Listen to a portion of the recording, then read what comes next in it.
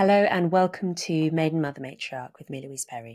My guest today is Dr. Avital Hazony Levi. She's a postdoctoral fellow at the University of Tel Aviv, a specialist in philosophy and in the study of the Hebrew Bible. We started off by talking about why Israeli birth rates are so unusually high within the rich world, Jewish attitudes towards family, the history of the Kibbutz movement, Jewish attitudes also towards dating, the role of matchmakers, and attitudes towards sex within marriage. And then in the extended part of the episode, we also spoke about Jewish attitudes towards contraception, abortion, and new reproductive technologies. That extended version of the episode can be found at louiseperry.substack.com, along with the whole back catalogue of extended episodes, the MMM chat community, and also the bonus episodes that I do fortnightly with my husband. Enjoy. Many of you will know that Christianity is a subject of fascination for me, and the role of Christianity in shaping the modern world is a theme I return to again and again on the podcast. My view is that we really can't understand the world or ourselves without getting to grips with it, which is why I'm very glad to point you towards a new online course called 321. It's an introduction to Christianity that's imaginative, thoughtful, engaging. It assumes absolutely no prior knowledge. It's presented by the wonderful Glenn Scrivener, who has been a guest on the MMM podcast previously, and I've also been a guest on his show. Glenn presents 8 video-led sessions which are based around some beautiful animated stories that illustrate the Christian message. You can check it out for free at 321course.com/MMM. Just enter your email, choose a password, and you're in. There's no spam, there's no fees. Just visit 321course.com/MMM. And now onto the show.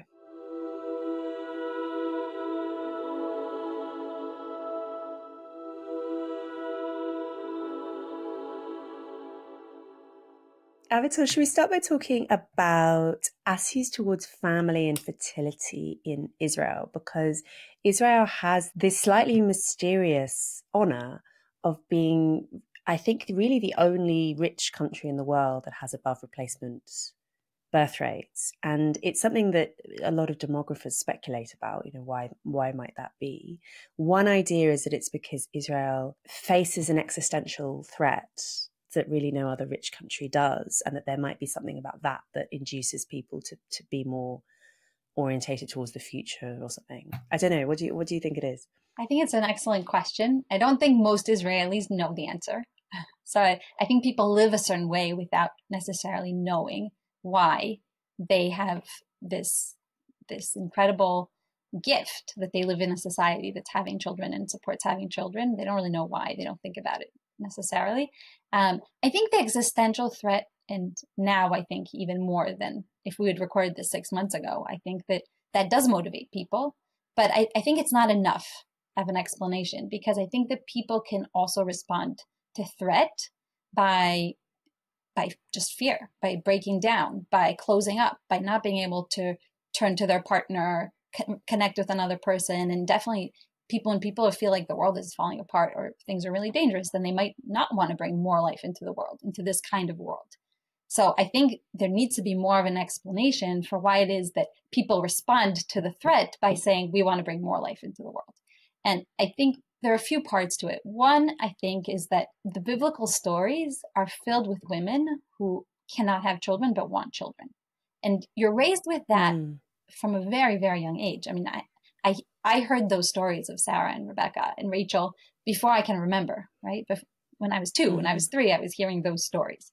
So there's something that's ingrained, that having children is something that should not be taken for granted. And it's something that when you can't have it, it's the thing that you most want. And when you can have it, then when it's something you can do, you can bring life into the world, then you feel like it's the most amazing thing you can do with your life, is to bring life into the world. And I think that before I had children myself, I had a little bit of a warped vision of this, that I thought it's just about bringing the child into the world. And it's not really just that, right? I think that the obligations in the Jewish law are not just about having children, which there are obligations, especially on the men, that they're obligated to bring children. And there's disagreements about whether it's a son and a daughter or 2 sons and 2 daughters. The obligation is on the husband, but I think there are also other obligations that are tied to this. There's obligations of educating your children. There's obligations of teaching your children a profession that they can support themselves, even of teaching children how to swim so that they can stay alive. So there are all these obligations also about the way you raise your children. And I think that really emphasizes that it's not, even though life itself is valued, right? The first commandment in Genesis is be fruitful and multiply. And so I think that's the basis for Israeli culture, for Jewish Israeli culture at least, maybe for even broader than that. But I think also there's just all these things that are tied to having children. It's passing on your tradition. It's being part of a family. And I think that then if we step aside from like the Genesis stories and the laws that people live by, that they do feel obligated to bring children, to educate children, I think there's also just what life is like in Israel. And I think that if you don't live in this kind of society, it's hard to imagine that it still exists in the world today, that there's a modern society where people go see their parents every weekend. I mean, I live 10-minute walk from my parents, so I go to get help with my kids almost every day, right? And I get to see my children through my mother's eyes, especially. She's especially loves taking care of small children. I get to see the joy and pride that she has in them almost every single day. And that strengthens my love and joy in raising them. I mean, raising children is just incredibly, incredibly difficult. There's no question about it. And the fact there's so many people in the West who are seeking their own success and their own self-fulfillment, the fact that they don't easily fall into, and I'm going to have children, which is this incredibly, incredibly difficult burden to carry, is not that surprising. But I think that burden is made much, much easier when you live in a society where all your friends are having children, your siblings, if they're close to you in age, are having children, your parents are close by, and you go to these family events every Sabbath and then every holiday. This is true whether you're observant religious the way I am, and even if you're not, right? People are just very familial. And if you're the child of your parents who's not having children, you're probably the odd one out. There's also a matter of status. People don't like talking about status when it comes to such personal choices, but I think that it is true that you're respected if you're contributing to the family, and the big part you contribute is bringing children and passing on these traditions and being an active member and giving this honor and joy to your parents. All that is like wrapped up in having children. So it's not, I think it's kind of paradoxical, but because it's not such an individualistic choice, because you bringing children into the world is something you're doing with your spouse, but also is something that's part of a much bigger family, then in many ways it makes it easier. I think this is really underestimated as a social factor, right? Both the positive cycles and the negative cycles involved with people having or not having children. Like I've never been to South Korea, mostly because I have a toddler, so I can't go. But I hear from people who've been that you will see signs, for instance, saying no children allowed in this restaurant. There's no provision made for families in public space, really. It's a very anti-child culture. And I think that isn't so much coming from sort of abstract ideology. I think that's coming from the fact that there just are so few children. And then when there are so few children, they stick out more, they feel more disruptive, nothing's set up for them, Whereas on the flip side, as you say, if you have a very familial culture where everyone is having kids all the time, it feels normal, and it then feels easier, and it feels like the default pathway more than in a low fertility culture. And very practically, have help. And I think yes. I mean, just in order for me to be able to be at this interview, I have my husband babysitting my older children, and then I have my sister taking care of my newborn who's really sick. And like, it would have been too much for my husband to take care of all three of them. So I needed two adults in order to just make it possible for me to be here. That's possible if you also have a lot of siblings and your parents live close by. That's just impossible. I mean, what do? You just have to pay 3 different nannies whenever you want to work. I mean, it just becomes, it's not only a financial burden, it's also a logistical nightmare. And also, in the end, if your newborn's really sick, you want to leave the baby with somebody who knows them. It's not like you can just replace and pay someone.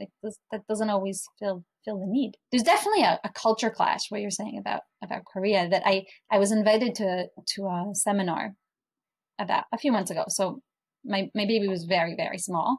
And I just didn't, it was organized by an American organization here in Israel. So I wouldn't have flown right after giving birth. And I also didn't know if I was going to give birth right before or right after. It wasn't very clear. So I wouldn't have agreed to go if it was out of Israel, but it was in Jerusalem. So I thought, okay, I'll just go with a newborn. That's fine. I mean, I wasn't presenting, I was just participating. And if I would have to step out with her, it's not such a big deal. And it just shows how Israeli I am, because I thought that was normal. And I think it was the week of the seminar, I emailed the person who was running it on the Israeli side. And I said, I just wanted to let you know that I did indeed give birth and I'm coming with the baby, but we won't disturb. And I got this email back and he was so flustered. I think maybe he would have been able to deal with it himself. He was American raised, but he lives in Israel now. But he couldn't imagine what the Americans organizing this conference would think of him once they got here. And he said, that's fine. She can sleep in the room with you in the hotel, but she cannot be in the room with the discussions. And I have to check if she can be at the meals. And I mean, my mother was just horrified. She said, you're not going to this event. How can you go to an event with the people just don't understand what it's like to have a newborn? And I thought, I mean, people just don't understand. And when I got there, most of the scholars attending were Israeli. And it was amazing to see the difference. I mean, the Americans who were there, they most of the time just ignore the fact that the baby was there in and out for meals. They just pretended it wasn't happening. I was crazy running back and forth from like nursing to the seminar room, it was barely finding time to eat. But it was, what really was striking was the Israelis in the conference, because they all have children at home. No matter, I don't think there was a single person there who doesn't have children at home. And therefore they were passing the baby around, coming up to me and saying how proud they are that I'm coming to this conference right after I gave birth. Of course, there were only 2 other women there, and one of them was very, very pregnant. So it just showed there really is a very huge culture difference. You're making me envious hearing about it, because I mean, to be fair, I have brought my son to things sometimes in London, and people have always been incredibly nice about it. But then I'm kind of selecting generally for more pro-family, maybe socially conservative kind of spaces where people are, he's the only baby, but people are very nice about it. So it's achievable.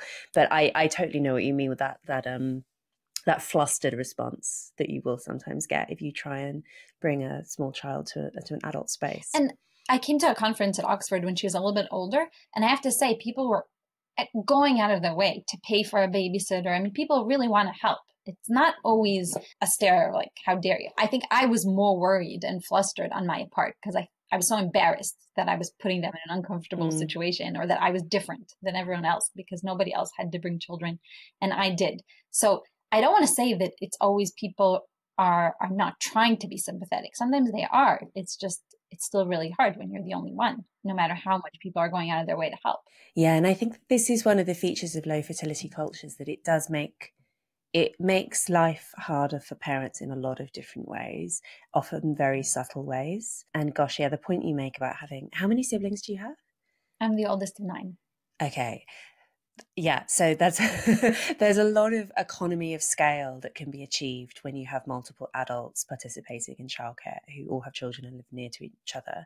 And it's an economy of scale that's hard to achieve unless you have quite a big family. Right, because even when you do have such a big family, I mean, some of my siblings are still teenagers, right? So it's not like they're in the stage in life to be very helpful, even though they could babysit once in a while. But I think the siblings who are closer in age and are going through the similar things that I'm going through, I mean, that makes a huge difference. Even now, when so many people my age, the husband is in reserves and is at war. A few of my friends, they have 3 children at home, and their husbands are not home. If you live close to your family, and it makes such a big difference. Not all of them have that option, but they all do live close enough so that they could drive home for the weekends, which I think in other countries that's not necessarily possible, but in Israel that is possible. So even just to have that option to have a break on the weekend on Shabbat is a huge help. Do you think that the Kibbutz tradition in Israel has emerged from this very pro-family. Well, one, tell me about the tradition, which I'm only vaguely familiar with, and also, do you think there is a link with this long-standing tradition of big families helping one another and living nearby? Well, the kibbutz was kind of anti-family, from what I know about it, because yes, there was such a focus on equality and on men and women contributing to the commune in an equal way, that men and women had to go work equally, and the focus was on being an equal member of the society rather than on creating a family structure. And therefore there were children's homes, and from a very young age children were just sent to the children's home, depending on the kibbutz. Really extreme kibbutzim, the children didn't even know who their father and mother were. But I think in much less extreme places, the children came out for, let's say they would go to be with their parents for dinner, something like that, but they didn't live with their parents in their homes. Now, those children's homes, you can read about this in Amos Oz's daughter wrote a book about growing up in the kibbutz, Fania Oz, and she's completely against it, and she really criticizes it. But you also see that most of the kibbutzim have canceled that social structure, so you can see that people are unhappy with it because they discontinued it. So today the kibbutzim are much less communal in the sense that they don't share property. A lot of times, there's still a few exceptions, but also the main thing is that there's no children's homes in the kibbutzim anymore. So even places where they did continue the equality of everyone contributing, no matter where they were working, contributing their finances to the commune and then redistributing, even places where they still do that, they don't have these children homes anymore. I grew up with the stories of how the kibbutzim founded Israel, and I think it was only as an adult that I realized that it was all these 19-year-olds trying to create a society without any adults. And that, like realizing that made me rethink what I thought about them. I mean, these people left their parents back in Russia, Ukraine, mostly where they were coming from, and were trying to, I mean, they had this idealism of settling the land, of bringing the Jews back to Israel, but they were doing it as now, I think, children, right? Children with not much advice from anybody else. And I have read some of the conversations they would have in like the meetings of all the members who would, and I mean, it sounds like 19-year-olds. It doesn't sound like a parliament, you know? So the fact that I think partly they were experimenting with human beings because they were super idealistic and very young, and they didn't necessarily have the perspective to say, and not everything is up for experimentation. I mean, some things are better left the way we were raised. I mean, a lot of them were leaving their tradition. They were rebelling against the way their parents were raising them in order to come here. So part of that was also rethinking the family structure completely. And I'm not sure it was always very successful.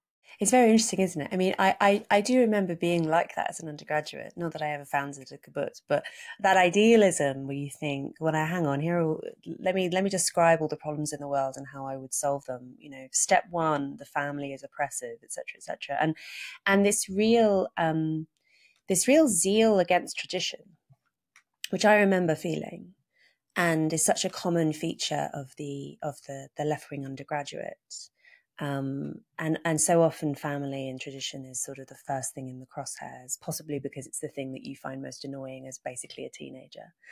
And the things that really limit you, they really put limitations on you. I mean, I think that I didn't even know how much being a mother puts limits on you before I had my own children, because you grow up in the home with your mother, and even though my mother was having children, you don't really internalize what's happening to your parents as a child. You don't realize, even though they're living in the same house with you, it's so hard for you to see things from their perspective, that it was only as an adult that I realized, I mean, like you just feel, as a mother especially, much more I think than a father, is that you feel like you're always physically holding something, you know, and we think that it's just pregnancy, and it's really not. I mean, I think that your book does an amazing job of talking about sexual differences between men and women. And I think that that's like a basic thing that is so prevalent. But I think on top of that, there are other psychological, phenomenological differences of how we experience reality. And that feeling that you're just always carrying something, and that you're always like with the stroller and the child and the car seat and the food and the diapers. And there's just like always so many things to carry. I mean, I don't think my husband experiences that, partly because I spend much more time with the baby, but partly because like I find him more physically taxing than he does. And I think that like, I just see that it shapes the decisions I make of what I'm going to do today, where I'm going to go, what kind of other obligations I could take on. All these things pile up, and for my husband, it's just like not in the picture.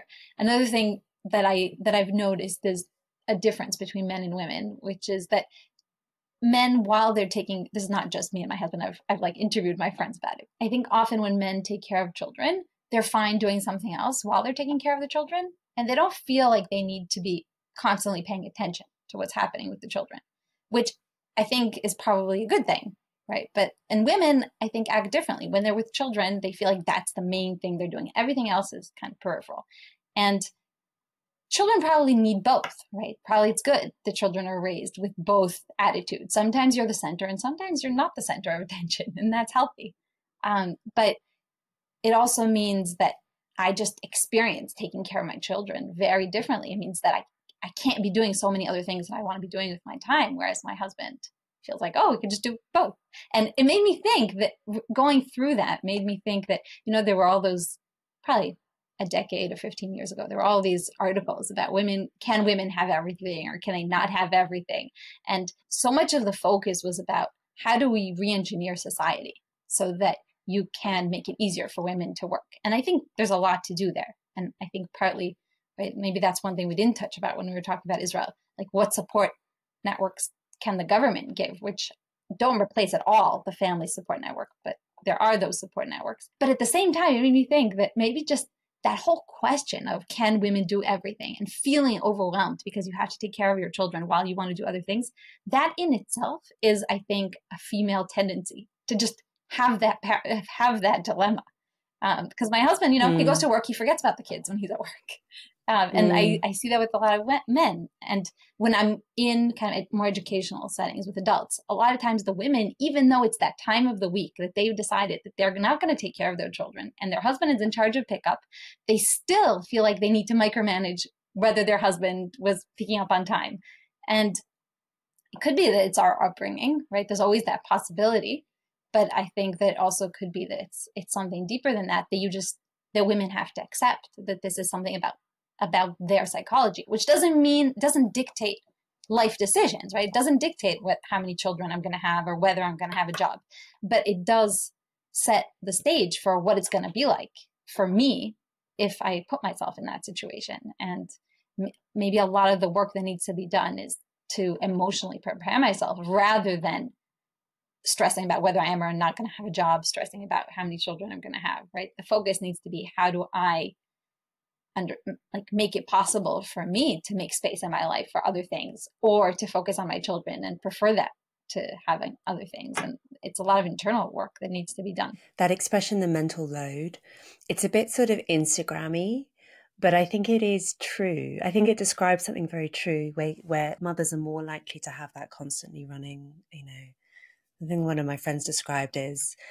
who has done a poo today, how recently, etc. Like that's the sort of thing. If you're looking after loads of little kids, that's the sort of thing you need to be having constantly running around in your mind. What am I going to make for dinner? Do I need to do laundry? Whatever. And that's an amazing thing because somebody has to be doing that, right? It's not. Yeah, someone has to be CEO of the home. Absolutely. And that's why I sometimes try to explain to people that I don't call myself a feminist. And partly it's because I'm just not sure that speaking as if everyone should be equal with regard to responsibilities in the home is helpful. Because I think there has to be somebody in charge of what's happening, right? The home is no different than a company, like an organization or a state. There has to be someone who's running the thing. And that's fine if sometimes that's the father and not the mother.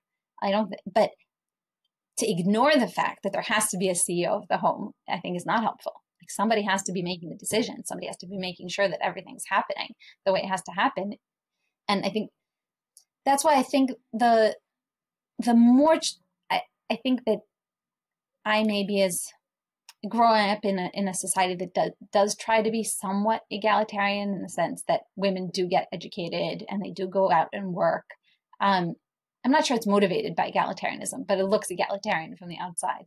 I think that until I had my own children, I did kind of think that I could just ignore the fact that I'm a woman. You know, it's like not so important.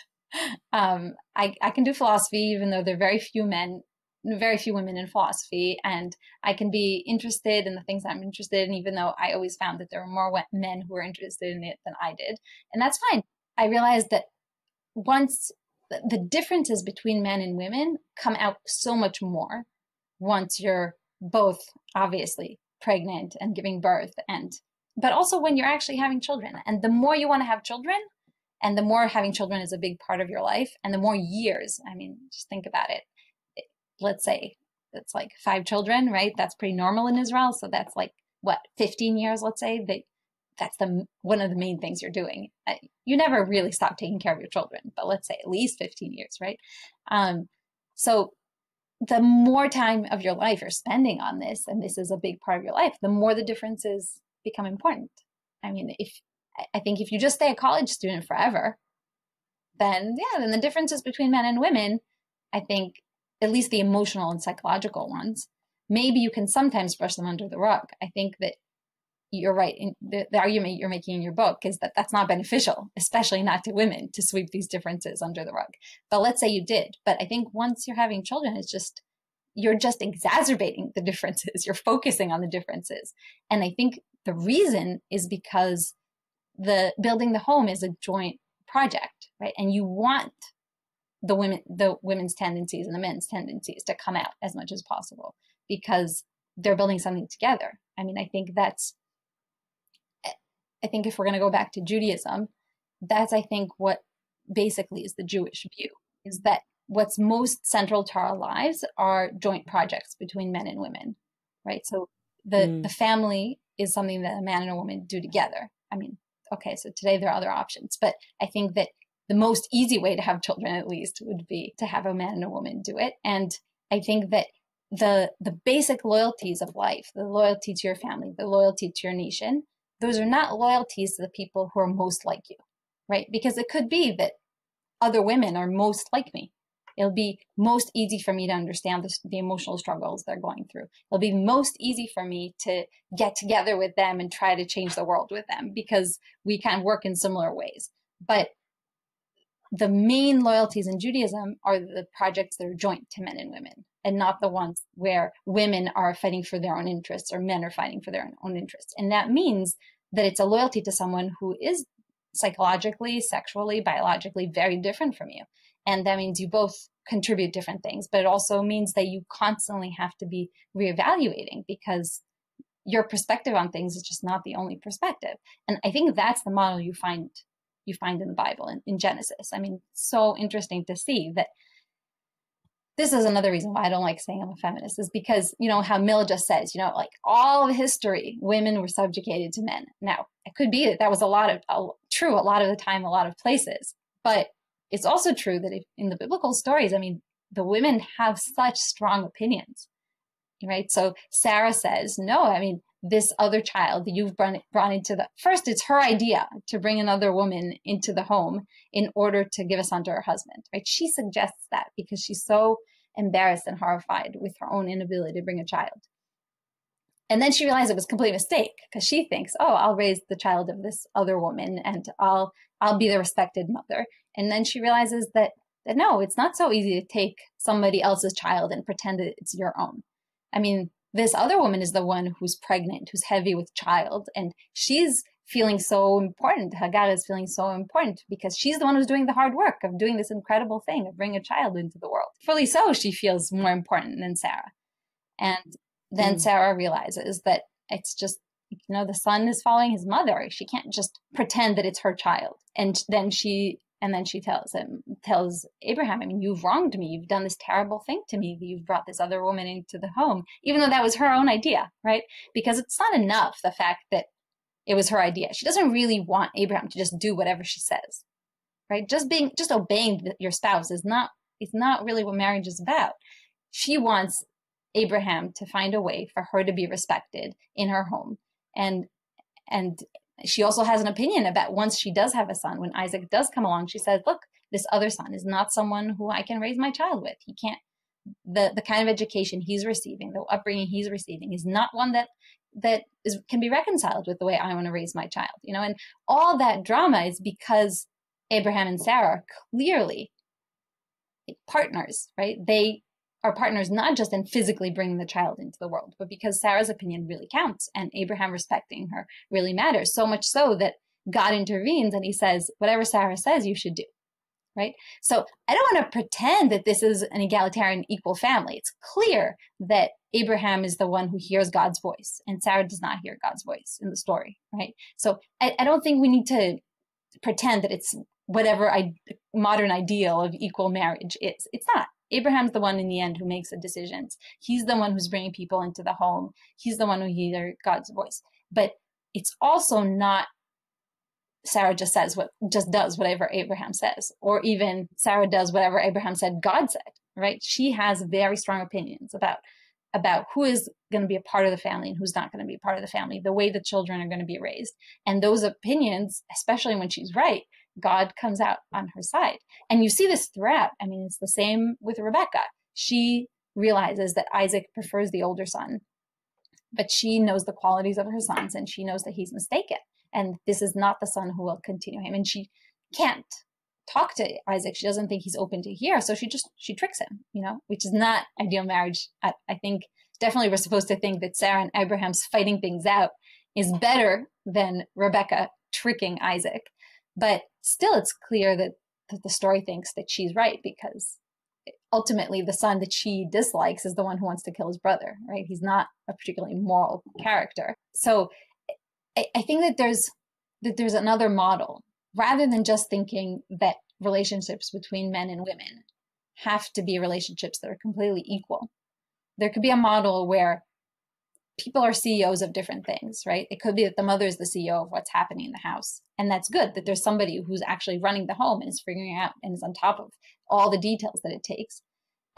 But regardless of who's making the decisions, regardless if it's the father or the mother or the man or the woman, there has to also be a model where both have input, both have opinions, both have perspectives, because they're going to have different perspectives. And those perspectives need to be hashed out. They need to be worked out in some way.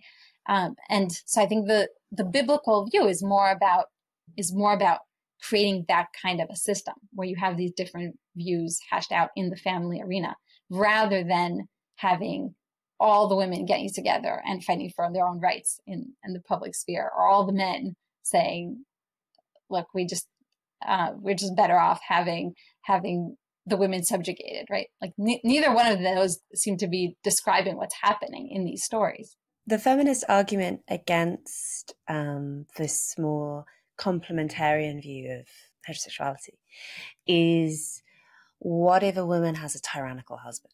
What does she do? Because she's physically vulnerable to him. She's made more physically vulnerable by childbearing. You know, women do not want to put their children in harm's way by fleeing and risking destitution, etc. How do we resolve this ancient problem, really, of there is a very strong practical argument for having the woman be the CEO of the domestic sphere, while the man is the CEO outside in the public sphere.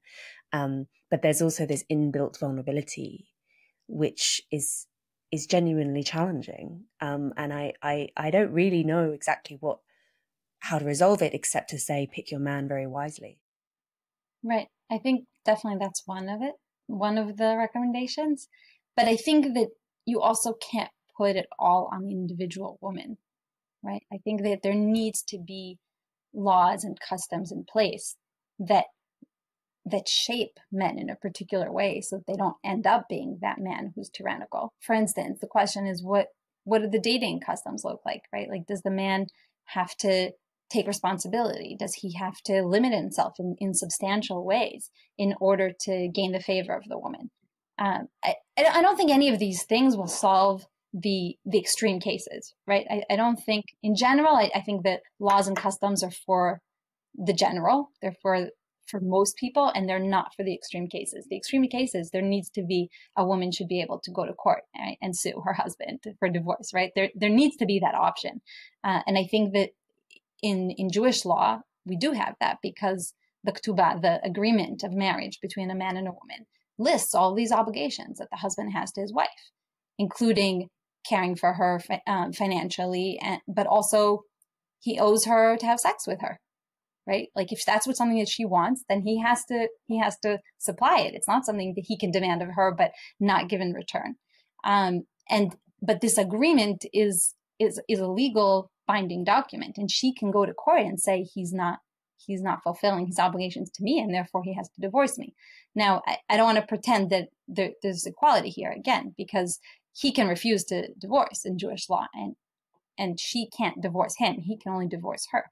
But definitely she can come with a complaint of all these obligations that he has to her that are not dictated by their own individual relationship. They're dictated by being part of a tradition and a society and a people to have certain standards for what marriages ought to look like.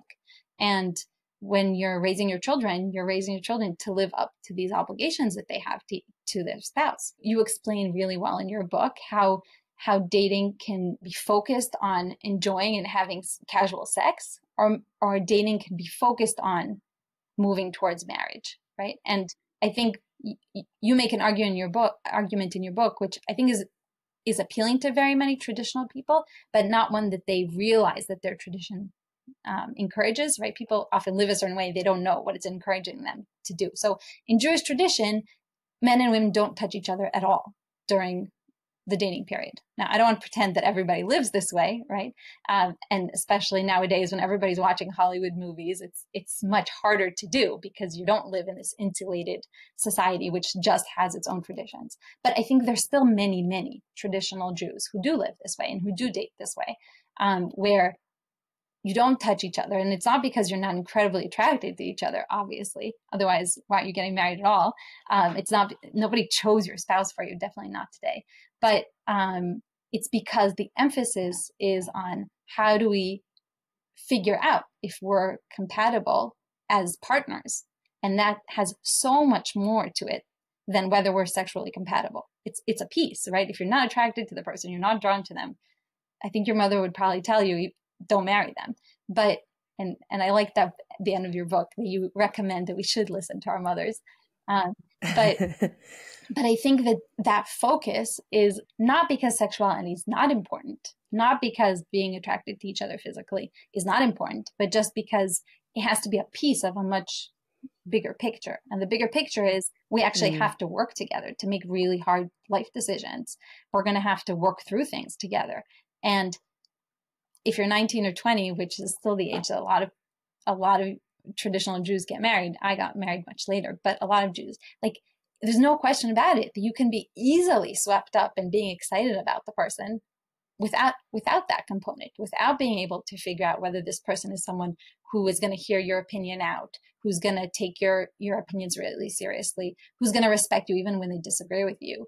And like, just to make space for that, for talking about things is so difficult when you're excited about someone. I mean, you can talk about philosophy, but are you going to talk, or depending who you are, right, or art or whatever, but are you going to talk about, well, how do we get through things when we really, really disagree about things?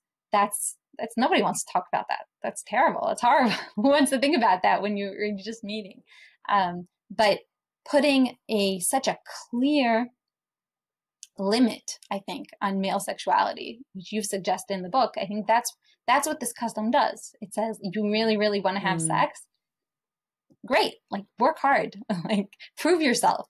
Show that you can buy flowers, and that you can take someone on nice dates, and that you can find things to talk about them, and you can upset them when they had a really bad day. Do that for a while, and then maybe the girl will marry you and have sex with you. I don't know, it might sound extreme, but I think that it works. I would say that there's a caveat that it works if you date for a short time.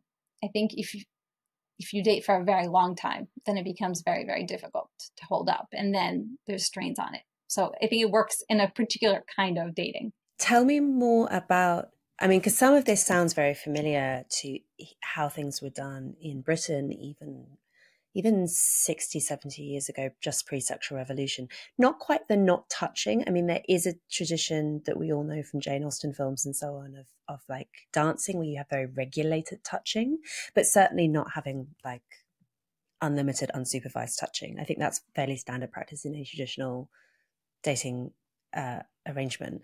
Tell me more though about, you mentioned that nowadays traditional Jews would not expect to have an arranged marriage, but what is there a kind of what would a very traditional dating procedure look like, and how do people revise that to some extent now in slightly less traditional communities? I think the biggest difference between traditional dating and modern dating is that who the person's family is really matters.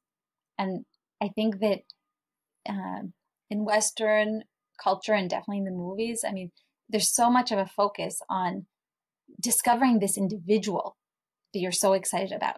And you feel like you've discovered the greatest thing in reality because you've discovered this one individual.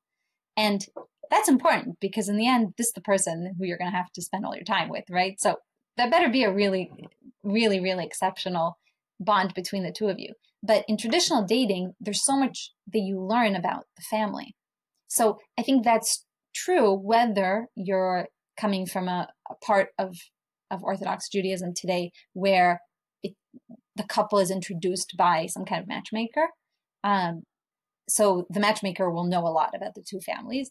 But I think that's true even among my friends who didn't have a matchmaker and they were introduced by a common friend or they were introduced by another family member. Still, I think that meeting the parents, meeting the siblings, feeling comfortable in the home of your spouse's family is really important. And that doesn't mean that if somebody, I think there are parts of Orthodox Jewish communities where that would mean if there's somebody sick in the family or someone who's mentally ill in the family, then that would play against the person, right? But I think that a more realistic view is to say, regardless of whether you're willing to marry into a family with somebody who's mentally ill or someone who, even more extremely, I don't know, went to the army and that's considered really, really bad. There are parts of Israeli society where that's true. Regardless of whether you accept the particular standards that people use to judge the families of the possible spouse, I think just it's realistic to understand that if you're marrying an individual, you're actually marrying into their family and they're marrying into your family. And this goes back to what we were talking about how much raising a big family, raising children is depending on the family. You're depending on your own family and you're depending on the family of the person you married. And whether you're going to have that support network or not really depends on who they are. So I would hesitate to say that in the community where I grew up, where people are being educated in university, they would decide not to marry someone because of who the parents are or who the siblings are. I think people are pretty modernized in the sense that they're still too excited about who this particular individual is. But I think that there is a lot of effort to at least get to know and get along with the family, which it just takes up a lot of the dating time and planning the wedding together and whatever. So I think that that's probably the biggest difference. Even though parts of Orthodox Judaism, there's still a matchmaker and the two individuals will only meet each other 2-3 times before they decide to get engaged, right? There's that model. And then there's I don't know if it's another extreme, but on the other side is more like the dating life that I had, which is you meet for one date, you meet for another date, then you're probably going to see each other for 2-3 months, and then you'll decide to get married, right? So still, the difference is not so huge. When you're comparing 2-3 dates and a few months, that sounds really different. But when you realize that what's happening on these dates is still trying to work out what are your values, what kind of family life do you want, what is your family like do I get along with your family? Then the differences, I think, are not so big anymore. Whether it sounds scary, right? How can two people decide to date after 2 or 3 times? But when I see these people, I mean, in the communities where that's still done, the couple are very, very young, and they don't know very many other members of the other gender other than their own family members, obviously. So I think it's easier to get super excited about someone when you're 19 and your whole life is still ahead of you. I think when you're 30, like I was, then you're just super judgmental and you've had so many bad experiences. And to bring down the barriers, it takes those few months, right? So I think in that sense, you need the tweaking. Maybe you need the few months that these 19-year-olds, maybe they don't need it. But I think they also have a lot of, the family is learning about the other person's family and doing a lot of that work of aligning and figuring out if you're going to get along, which I didn't have anybody who was going to do it for me when I was 30, right? I just have to do it for myself. Tell me more about these matchmakers. So are these professional matchmakers, or are they more like older women who end up in that role, or are they older women? Not necessarily older women. I think there are a lot of young women, especially if their husband, for instance, is still in yeshiva, is still learning, and he could be telling them about his friends, right? So it's definitely not always older women. You do want someone probably who's married and has some kind of experience with what married life is like. It's not a job usually, but there is a custom of giving a gift to the person who introduced you.